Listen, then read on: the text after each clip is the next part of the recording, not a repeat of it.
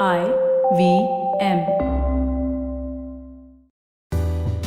Blockchain is a distributed ledger where whenever there is a change in record, all the ledgers update it at the same time concurrently so that there is no abuse of information. And that change is cryptographically managed, like what you talked about, the messenger who carries the message between the king and the queen. The messenger does the job in an unbiased manner, and he doesn't carry his baggage of I'm going to deny the king his message to the queen, or the other way around. So he just does the job of just carrying the information, cryptographically protected from both sides. So to me, it's a distributed ledger, cryptographically protected, and every time a change happens, it is done with consent from all the participants.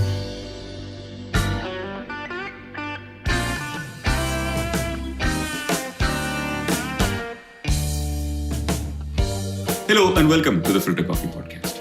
At the time of recording this introduction, the RBI has just announced that it is contemplating its own blockchain platform for transactions. There is even talk about an Indian general election in 2024 that could possibly be driven by blockchain technology. Globally, the conversation around blockchain has often been colored by one of its numerous applications, which is cryptocurrency. While this buzz has certainly thrown the spotlight on blockchain, it also is an unnecessary distraction from what blockchain fundamentally achieves, which is building trust in a digital world. My guest today to discuss this issue of trust is Gautaman Raghotaman. If you have been in any way associated with advertising, whether in India or globally, this must be a familiar name. Gautaman is mostly known as G-Man in the industry. And while it might have been the work of people who couldn't pronounce his name correctly, this sort of a superhero nomenclature is also symbolic of what he has achieved in the industry. G-Man was the global client lead at WPP for PepsiCo. And prior to that, he was a chief development officer at Mindshare, Asia Pacific. In 2019, G-Man decided to leave this high-profile global role he had and join a startup called Achilles, of which he is currently the CEO. Achilles is a blockchain solution provider focusing primarily on the digital marketing space. And what made G-Man make this switch is the extraordinary belief he has on the power of blockchain to rebuild trust on the internet. And that belief is what I wanted to talk to him about.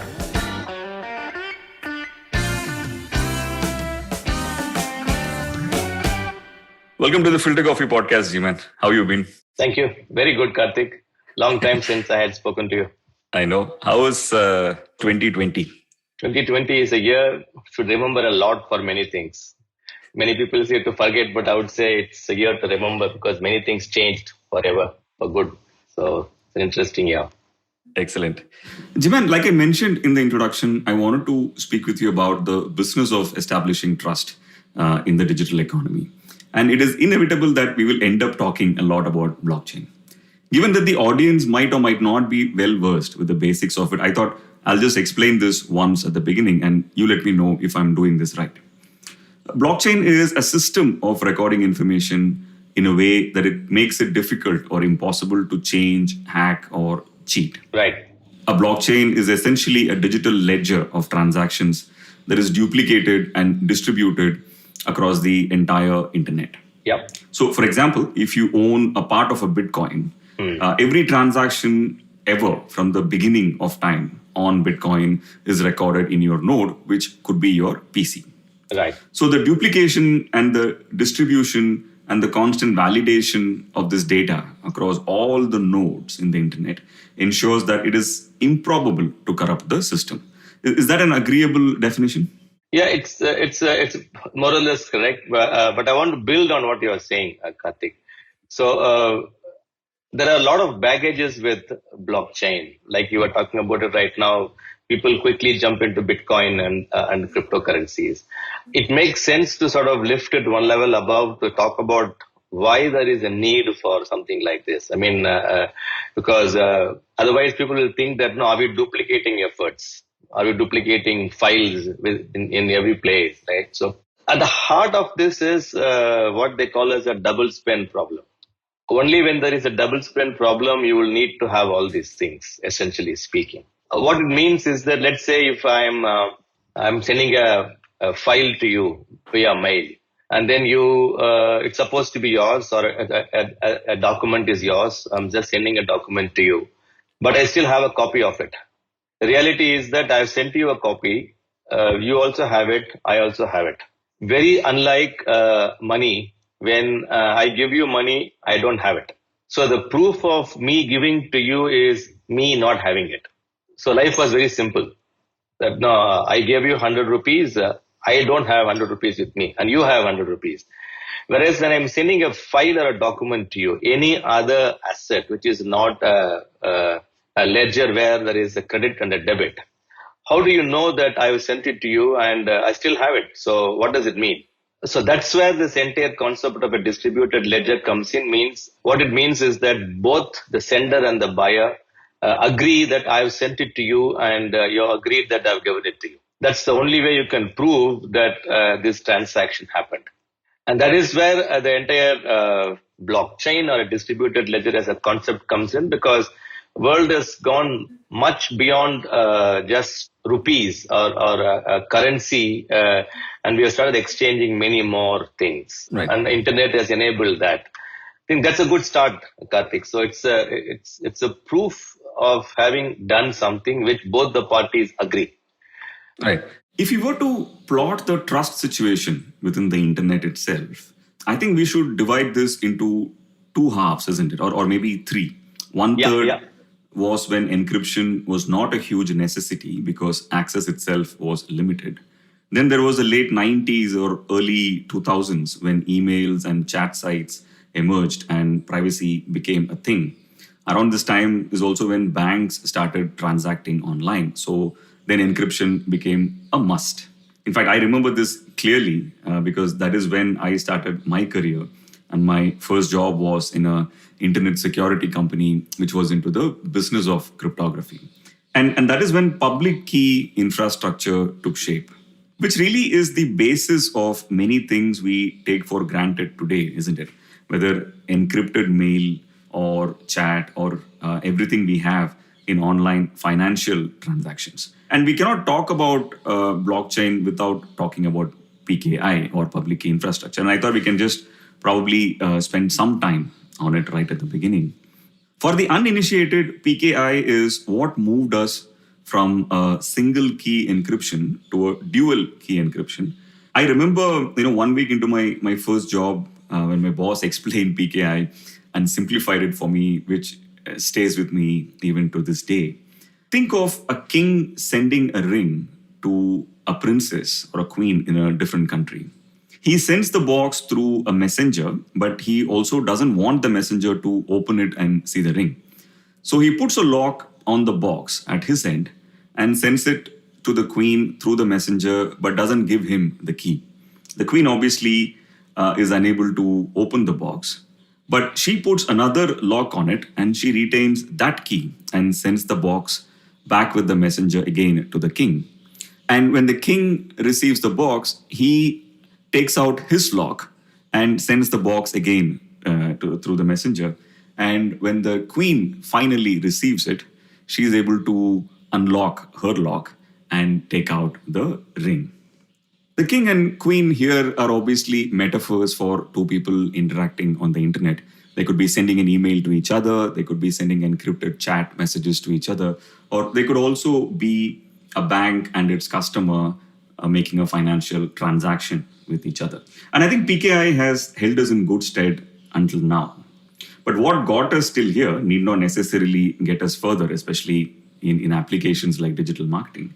How would you define the trust deficit that exists in the internet as of today?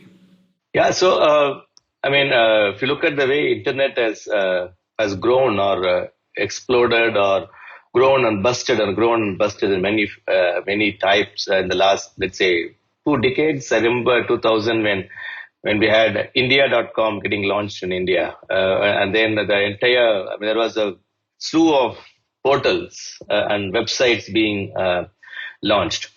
Internet, as you know, started off as intranets between universities to share learnings and knowledge, with 4 nodes and 5 computers and then 10 computers. And it was initially built as a network of computers to share information so that people can learn from each other and grow on it. And somewhere down the line, as it expanded, it required a business model to run the internet, right? I mean, how do you run it's not a non-profit organization, or somebody has to build that infrastructure. So then you started building portals and content and advertising. So it's advertising that pays for the net today in whatever form, whether it is a social media or search or whatever it is. The reality is that if you remove the commerce angle to it, it's the brands and advertisers that power the internet because they are running it. That is where the trust became an issue of focus, because we reached a stage where impressions were counted not by human beings but by many other forms as well. Clickbaits or bots, or when you started selling the medium as a medium for engagement, you don't know whether the other person really engaged or not, and you started having intermediary metrics for measurement. That's where the first trust deficit that happened in the internet, because it comes back to the double spend problem. I say something, you say something, we don't know whether both of us have agreed to what has been said by each other. I liked it or I engaged it or whatever it is. So the trust deficit is at the heart of the medium today. And we are now reaching a stage where individual portals are taking responsibility for managing the trust in some form. Take what Google is doing today by pulling the plug on the cookies to say, okay, at least I will clean up my side of the wherever I control the internet or I'm doing it. I will ensure that your data is protected. I will ensure that I transfer information in a compliant manner. So I am taking care of myself. It is up to Safari to do what they want to do. It's up to Firefox what they want to do. So we are reaching a stage of a fragmented management of trust, unlike the PKI or public key infrastructure that was made into a protocol for everybody to follow. So the trust deficit, to answer to your question, is whoever operates online, how sure are they that whatever they are transacting is meant for only that purpose and not for any other purpose? And that's where it begins. This fragmented piece that you're talking about, where there are different walled gardens within which probably there is a higher level of trust, is then definitely hampering the overall functioning of the internet, right? Whether it is the payment industry or the marketing industry, because then we are working with multiple levels of trust and we are not able to leverage what we can actually do in a digital environment. Right. Absolutely. So that's where, let's say, IAB or industries are now trying to find some kind of industry standard for some of these things. Either it is in the encryption methodologies. Today, they freely use the word differential privacy. It started off with Google talking about it in Privacy Sandbox, and others say it's salting of data. Or again, if you're really going to go to a situation of each enterprise using their own salting, anonymization techniques, then you cannot talk to each other and the interoperability goes out of the window. So we are now reaching a stage where some of these things needs to be standardized. Encryption needs to be standardized. The salting methodology or the differential privacy needs to be standardized so everybody uses the same methodology. And when two enterprises share data, the taxonomy of the information needs to be standardized as well, because the internet was built at a time when social media was not at the heart of it. Today we have multiple social media platforms and we're not even getting ready for the future. It's going to be audio led. How will you do taxonomy on audio files? I mean, that is another leap we'll have to take, right? So, but distributed ledger is, to my mind, is one such enabler which standardizes taxonomies, which standardizes a way in which all organizations are operating on the network of computers or internet use consistent methodologies so that they are made interoperable. Today we are reaching a stage where it is worrisome, where a bunch of gardens will become concrete jungles amongst their own places. And in our industry where marketeers who are now trying to operate with them will have to live with different concrete jungles and they don't know how to connect them. That's a bigger challenge. Yeah, that's where we're getting to. Right. I just wanted to unpack your response and clarify a few things here for the uninitiated. You mentioned how IAB is standardizing some encryption methodologies. Right. And for those of you who don't know, IAB is the Interactive Advertising Bureau, which is in the business of developing international standards for advertising, especially digital. You also mentioned Google Sandbox and differential privacy. That's a fascinating subject by itself. Let me explain the latter first, which is differential privacy. Yeah. In advertising, it is no secret that a lot of user data, customer data is being used. But this data is more to recognize a browser or a phone, what we refer today as a device ID. Yeah. And it stops short of personal information like phone number, address, etc. And we used to do all of these through what is called as cookies, Yes. which exists in a browser. Google has recently announced that it is withdrawing the support for those cookies from platforms that it controls. Right. Like, say, for example, the Chrome browser. And alternatively, it will have its own way of targeting ads, which is the privacy sandbox that we spoke about. And it is also indicative of the walled garden problem that we spoke about. Yeah. And when talking about standardizing, you also mentioned data salting. In cryptography, a salt is a random data that is used to do a one-way encryption, which is commonly known as a hash, which is also fundamental to technologies like blockchain. Yeah. Moving on, you mentioned encryption, Jiman. I feel that in spite of everything we have spoken about till now, we are not really using the true power of encryption on the internet today, isn't it? Like, take, for example, the way we execute legal contracts in the real world. Across countries, it is extraordinarily cumbersome and inefficient. And it is what developers, also refer to as wet code. Yes. A blockchain, on the other hand, makes possible what is known as smart contracts, which we also sometimes refer to as dry code, which can be more efficient than any other alternative we have in the real world, isn't it? Talk to us about what is the difference that blockchain can bring about to what exists in the real world today. Right. So if I have to simplify this, a smart contract is an AI-powered algorithm or a sequence of codes that says if and then or else what you do. So it sort of it prescribes actions under certain conditions, so that the actions and the conditions are predefined, and it happens automatically when those conditions are met. And it can be written in any language, and that language is now going to become even more simple, or a no-code language. Probably philosophically, it goes back to our own mantras. It just says something and it becomes a smart contract in some form. But to answer to your question, are we at a stage of deploying a smart contract today? The answer is yes. We are doing it within our own enterprises. Each company, each organization today have they built in AI and machine languages, and they use it for their own organization, because there are a lot of silos within a company: sales, marketing, distribution, finance, technology, R&D. And if they want to really understand what is happening in their own organization, they have some kind of an artificial AI-based codes to compile all this together. The challenge comes in when an enterprise should speak to another enterprise. Today, in my view, more than 2/3 of any data that is available in the enterprise does not belong to them. We were once comfortable in having our own server, and I store it in my own, start building my own databases, right? That's not possible. We should get ready to a future where we should be able to interact with other companies who owns more data than us, and that's where the world is. So if we have to move to that condition where two enterprises needs to talk to each other, the smart contract needs to be operating on both sides, isn't it? Which essentially means it has to become interoperable. It has to be in the same language. It's like speaking to somebody at home in Canada, and they go out and speak to somebody in Tamil. Then obviously it won't work. I need to have one common language, which in the enterprise language would be a no-code language in the future. So if you have to keep that as a filter, I would say we are 2 or 3 on 10. We have a long way to go when collaboration becomes the heart of what we can do amongst organizations.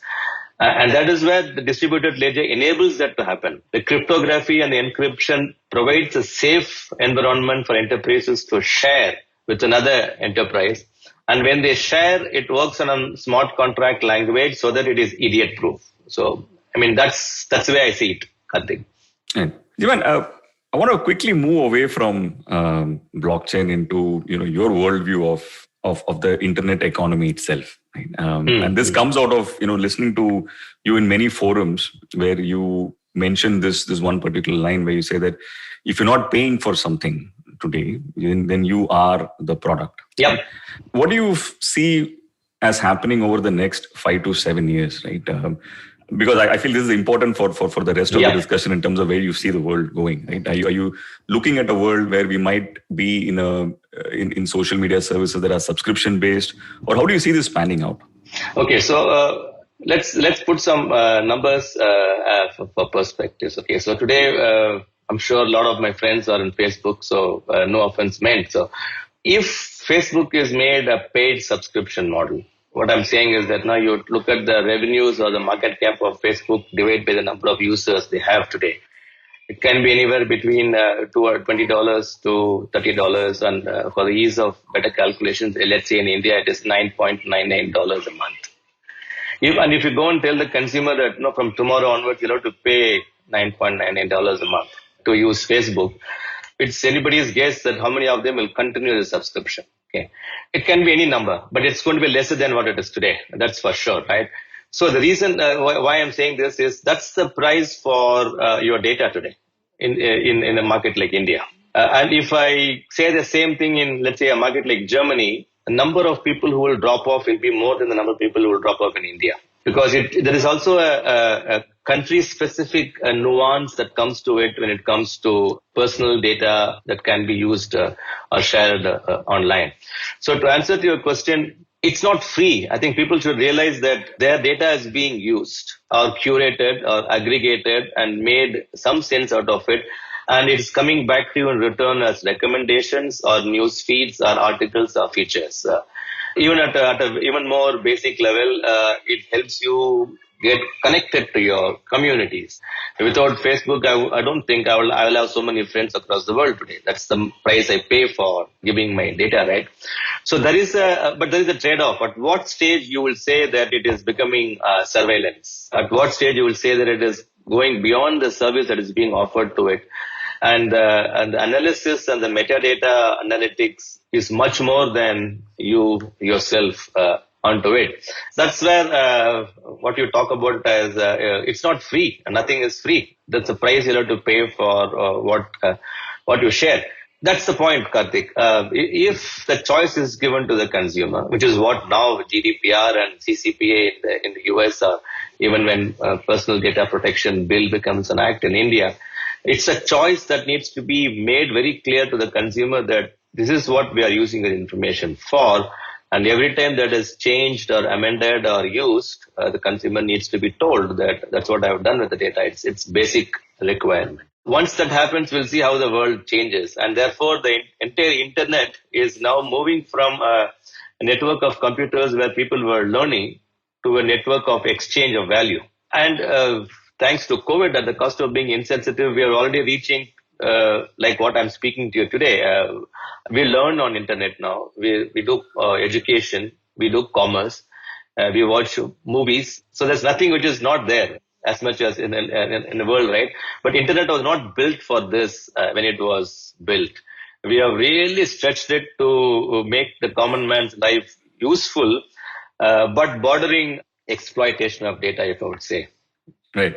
And that's true for multiple facets of the internet, right? Like a Facebook or a Twitter, for example, is not designed to run the world the way they are doing right now. And much of the price actually is not paid by Facebook or Twitter, but by the society. That's right. I keep talking about this echo chambers, so I consciously now follow people whom I don't like. So that I get another view. Otherwise, what happens is if I only follow people who I like, I am already getting into a echo chamber of I hear what I want to hear and I don't get an alternative view.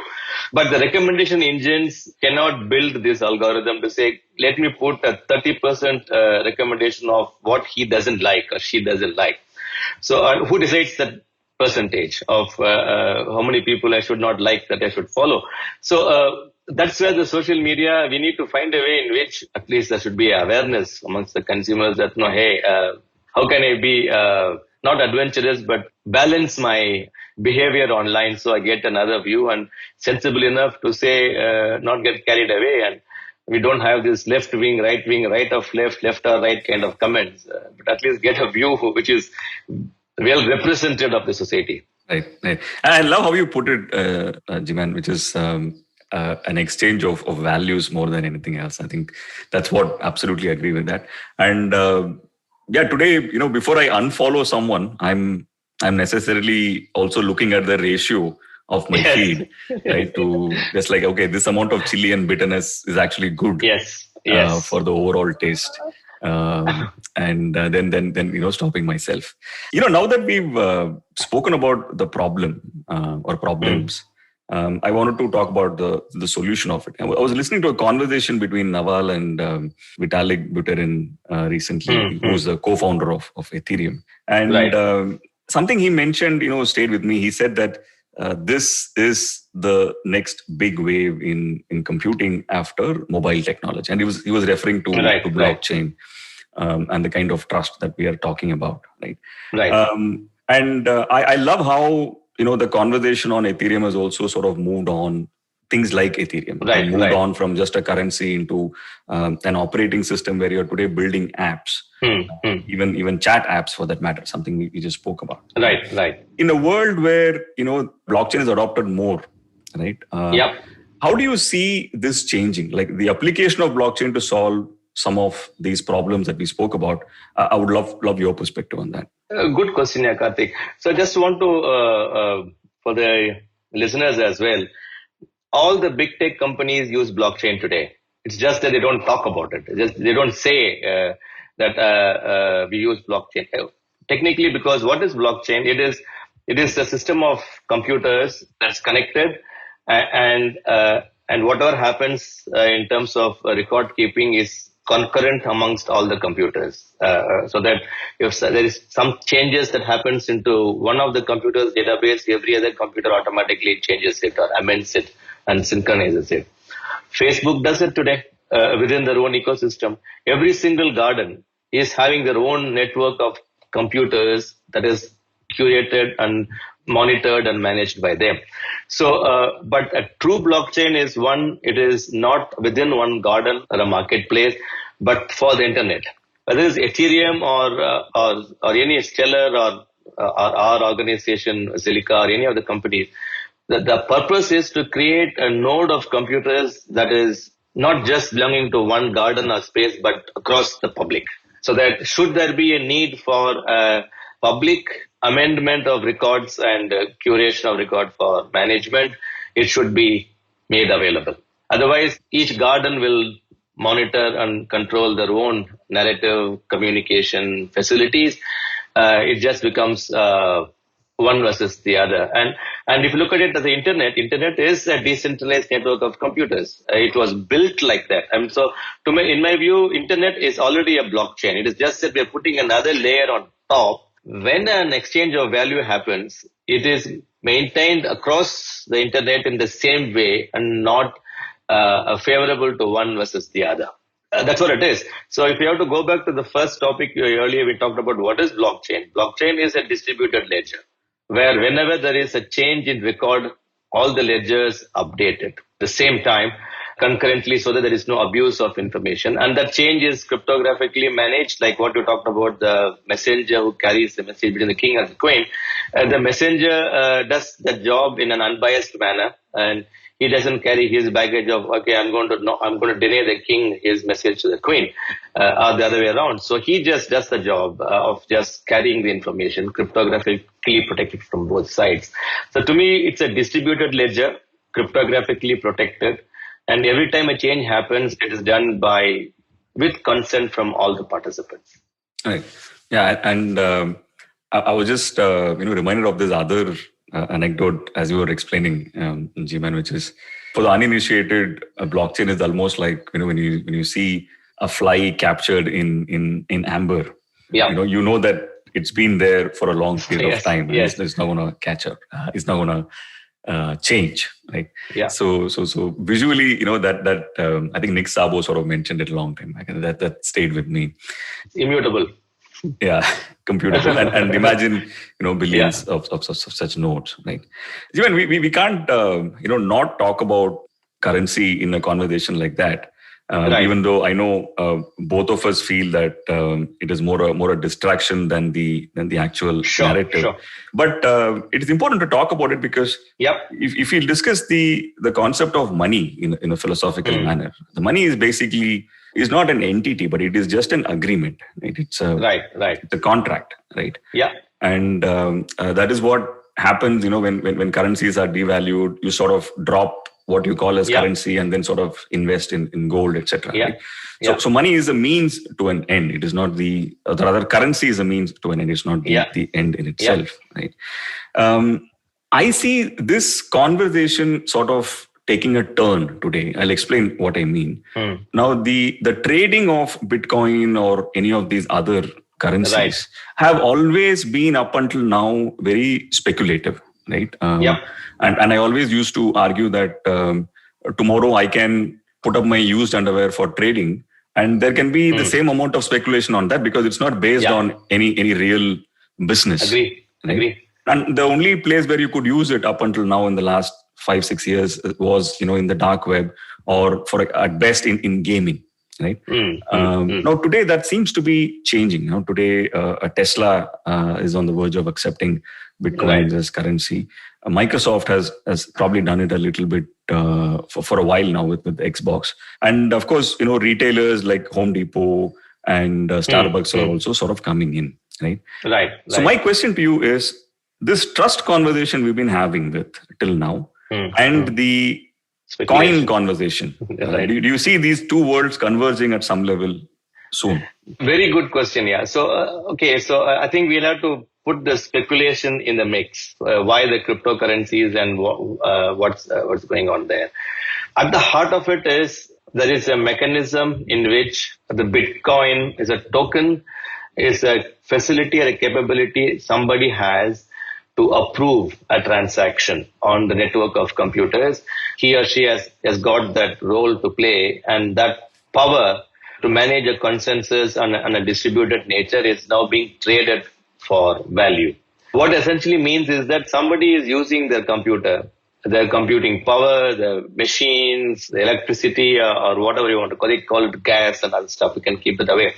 But there is one node owner who is spending some time on the computer and performing some act to approve something. And that person is doing it in a manner where he or she is indifferent to the volume of or value of the transaction he or she is approving it. He or she is only performing a rule that needs to be enabled, right? And now that has got some value. It's like if I do a consultancy job and I get 10 lakhs a month, that person is doing a computer job, running a program and approving and getting, let's say, 10 coins a month. Today, my 10 lakhs a month as consultancy is not speculative, and I'm not trading that money to say that, hey, I'm consulting for this organization, so GMAN can be used for consulting something else, and therefore my 10,000 rupees is worth 50,000 rupees. So this is not speculating here, whereas in that space, it's reached the stage of speculating the value of that service. And that is why and it has gone into a tizzy of that valuation. So we need to distinguish valuation and revenue, like any other organization. If you say, if you look at the startups today, I mean, you will know it very well. More than the revenue, the valuation is on what it is going to be 5 years down the line. Do you have a good commercial model? Is it's what's your addressable market? It's growing or not? And then you say it's 10x, 10, 20x, 30x. In similar manner, the cryptocurrencies are now valued for something in the future, exactly like the way any other startups are super valued today. There are some companies who don't even have more than 50 lakhs of revenue, but valued at 200 crores. They're very similar to that. There's no difference between that speculation and this speculation. It is just that currency-based speculations are visible and understandable. These are not visible and not understandable. We should keep the speculation aside. I don't see any difference between speculation in the conventional trading practices and cryptocurrency practices. But the function is to build trust here at the heart of it. many CEOs, let's say Elon Musk, or companies will come and say, I use Bitcoin, and it goes up for some time, and because the valuation goes up, not the real value or not the revenue that's coming out of it. But that's part of life. People love to trade. People love to speculate. Yeah. And we should leave it to them to speculate. It goes up, it comes down, or it goes up once again.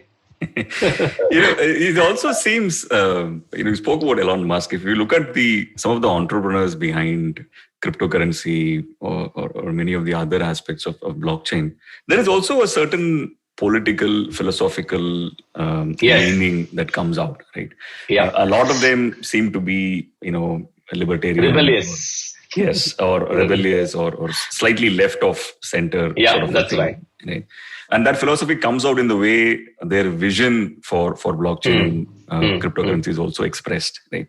How do you see that? Is it some sort of a rebellion against capitalism, so to say?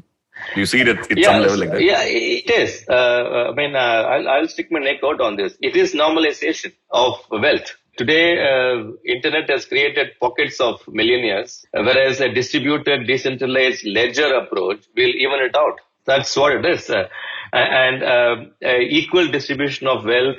When you get into this AI-based algorithms, what does it do? It removes bias. There is no, can I take you out for dinner to sign a paper? It doesn't work. If you really go with a smart contract, dinner is immaterial. Contract that matters, right? So you are leveling off. You are decentralizing the entire organization for any form of bias. It is independent. It is neutral. That's very difficult. That's why there is so much of stress in the system today, because we are very used to living in an environment. I won't use the word corruption here. We are very used to living in a world of relationships. We give and take and we get things done. Here is a system which ignores all these things. Relationships is out of the equation. It's a smart contract that matters. What you give, what you take is immaterial, or it has to be recorded on a ledger.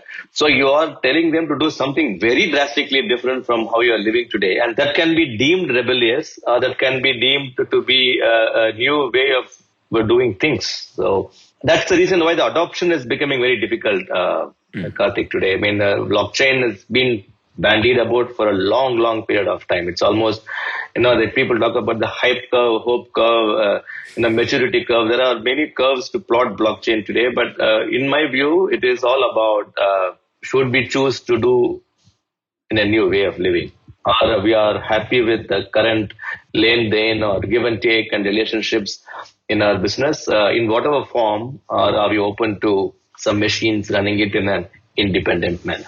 Right. That reminds me of another technology, G-Man, which is, I feel for some strange reason is similar in this plotting in the curve basis. Right. It is RFID, right? The radio frequency identification. It's a fascinating case study because the origin of RFID was in World War II, right? Where the Allies were actually using it to know when an aircraft was landing in the warship. And for half a century, nobody did anything with it.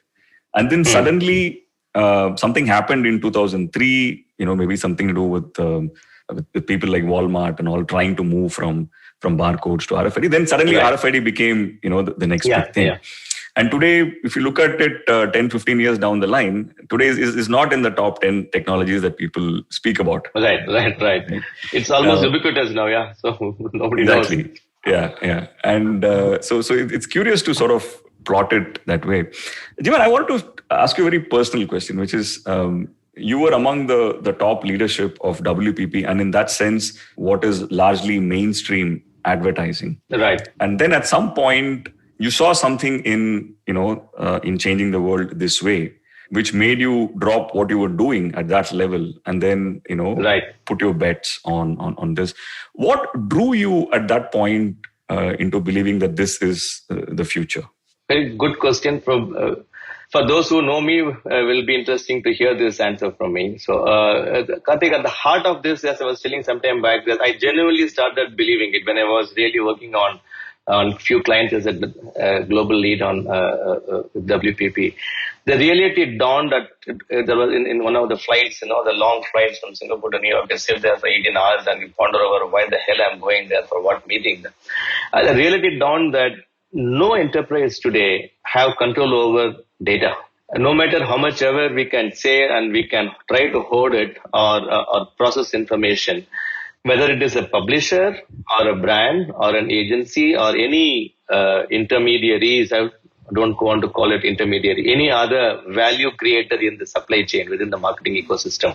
Nobody has a full view of the consumer, and nobody has enough data to have a full view. And if you put in anybody's shoe in the entire ecosystem, they only have 1/3 of the information. The remaining 2/3 is with somebody else in the ecosystem. That is leading to very inefficient processes. It's a holy grail, right? I mean, why do we need a holy grail? The holy grail of full return path attribution, full view of the consumer, better ROI of the marketing monies I'm putting in. If you ask this question on hand on heart and say that, no, how am I measuring it sometime back and what am I doing today? The answer is an uncomfortable no.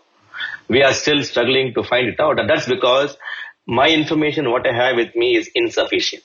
And if we can create an environment where everybody in the ecosystem can safely and securely share whatever they know about it and bring to the party their knowledge and learnings for everybody to benefit. And that's what triggered me to say there is an opportunity where I can do something with whatever I have learned so far and I can give it back to the industry, whatever I can give it back. So, and I believe that a distributed ledger technology or blockchain has those technological elements that can be brought into this. So when I moved to set up this organization, it is not a cryptocurrency, it is not a Bitcoin kind of stuff. It is about how can we enable enterprises amongst the marketing ecosystem to safely and securely exchange information for collective benefit. And I believe DLT can do it in a much more than what it is today. It's not that there are any solutions. So I'm really hopeful that I can do something. And so I've not gone out of the industry, right? So I'm trying to bring in some other industry to our industry. I still call it our industry. And I know it's a long haul. It's not going to be easy because people are comfortable with where they are today. But I can give it a shot. And one of the reasons probably a lot of people in your sphere sort of started looking at this seriously in a much more introspective manner is because of someone like you sort of making that shift, right? I think in a way it has sort of also elevated the conversation around this. Right? If G-Man is convinced, then I should really introspect much more, right? Thank you for that. I'm not that big, but yes, I'm doing my bit. You're being modest. And when I look at some of the communications coming from Achilles, which is the company that you're setting up right now, or you set up right now, the conversation that I'm seeing there are in terms of transparency across the impression lifecycle, and the problem with identity management, even at a customer level, and the loyalty application of this whole thing. Right. What can someone expect in the near future to sort of come from Achilles? I know you're working on a lot of projects which are Indian in nature as well. But can you give us a bit of a curtain raiser towards that? Thank you for that, Karthik. So when we set up Achilles 18 months back, the idea is, as I said, to enable enterprises to collaborate in a safe and secure manner. And we thought we will start with the programmatic supply chain, where currently the programmatic planning is being done at aggregate level. Decisions are taken at aggregates, not at log level. If only we can give the entire programmatic value chain granular log level visibility for all the stakeholders to take decisions, not to reconcile and pay later, right? So that's how we built our first product. But quickly, two things happened. I don't know whether it's a headwind or a tailwind. I'm still going around it in my head. One is COVID, and that really put the brakes on our life in terms of not able to physically meet and talk and articulate ourselves. I'm tired of explaining Achilles on Zoom calls. I wish I can meet someone in person and speak to. And at the same time, Google announced the deprecation of cookies, and they marked a timeline to say Jan 22. That is another 6-9 months down the line. So these two are significant events in the marketing industry. If you look at Indian market right now, post-COVID, the emergence of CTV and OTT players, the digital transformation and the correction in spends. Every other medium declined in spends, digital held up with maybe little bit decline. So what's supposed to be a 3-year digital correction has happened in 1 year's time. Suddenly your 40 share of business is digital. And on the back of this cookies disappearing, the need for how do I identify my consumer online to engage with, reward with them without cookies? Should I go back to contextual targeting, or should I build first-party databases? Should I build my own CDP to know my own consumers? So the questions are many that popped up during these times. So we believe we're at the heart of solving these problems, because at the heart of it is to enable collaboration, right? So now we can bring as many people as possible to collaborate in a safe and secure manner. So what we're doing is threefold, Karthik. One is the emergence of OTT, and I can say it in this call that we have now partnering with ZTV, with ZEE5 as one of our key partners, where any advertiser who's got first-party data can safely and securely bring their first-party consumer data to activate on ZEE5, because we have the log, watch history and the subscription data. You can find those consumers on the OTT platform and talk to them. So it is 100% authentic, addressable communication. That's the sliver of what we can do. What it means is that any publisher who knows their own consumer first-party data can safely, securely offer their consumers to match with any brand who has got first-party data to talk to them. So we are giving an opportunity for the ecosystem to share their information about their consumer for secure activation. So that's where we are now moving to. And that has led to many opportunities, whether it is in sports, where I look at it, you ask any sports franchise today, they will say, I got 20 million fans.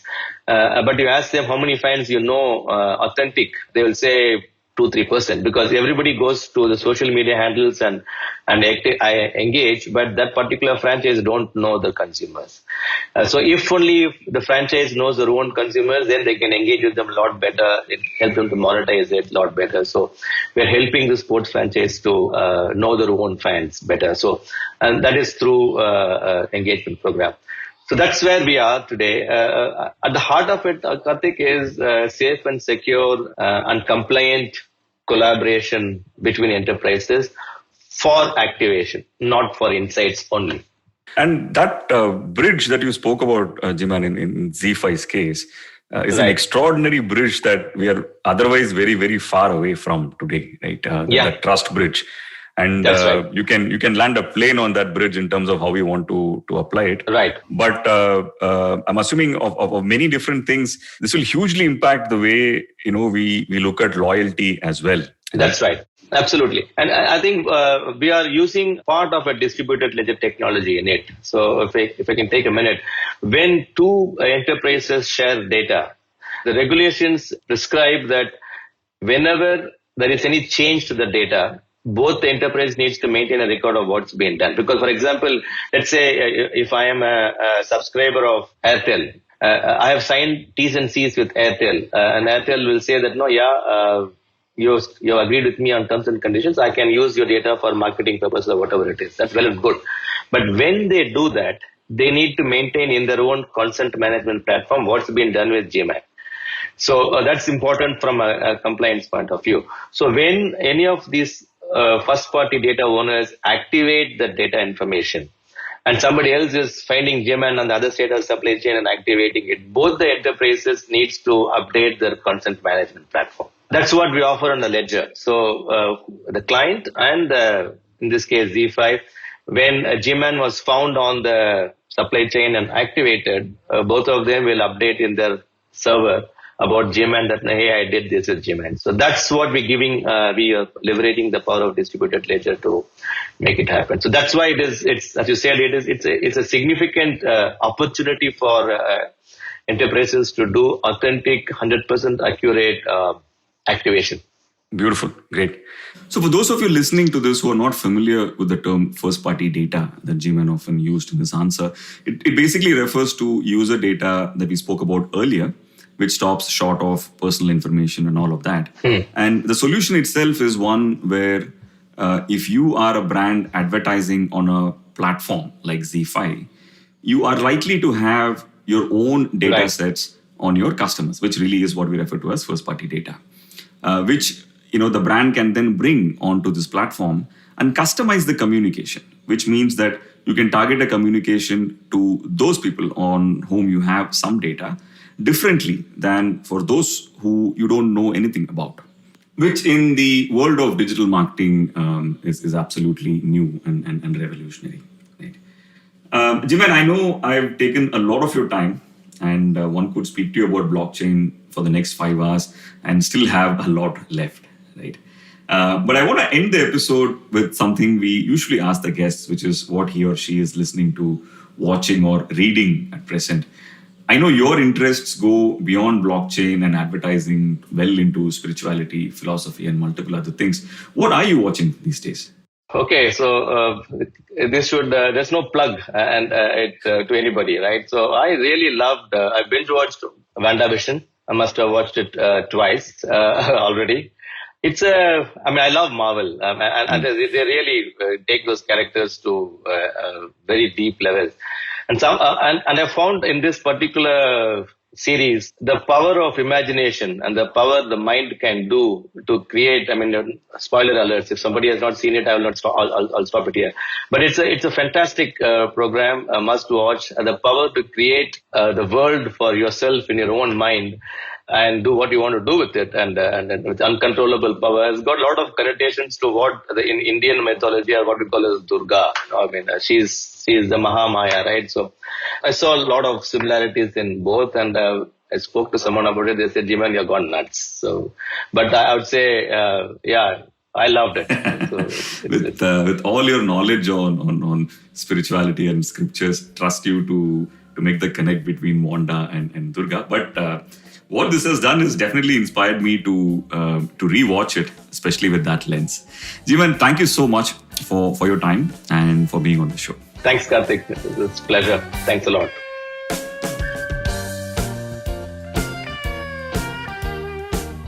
If you like this podcast, don't forget to check out other interesting podcasts on the IVM network. You can listen to us on the IVM Podcast app or ivmpodcasts.com. You can also follow us on our social media. We are at IVM Podcasts on Twitter and Instagram. And if you want to reach out to me, I am _Karthik, that's Karthik with an H, on Twitter, and filter_coffee, that's coffee with a K, on Instagram.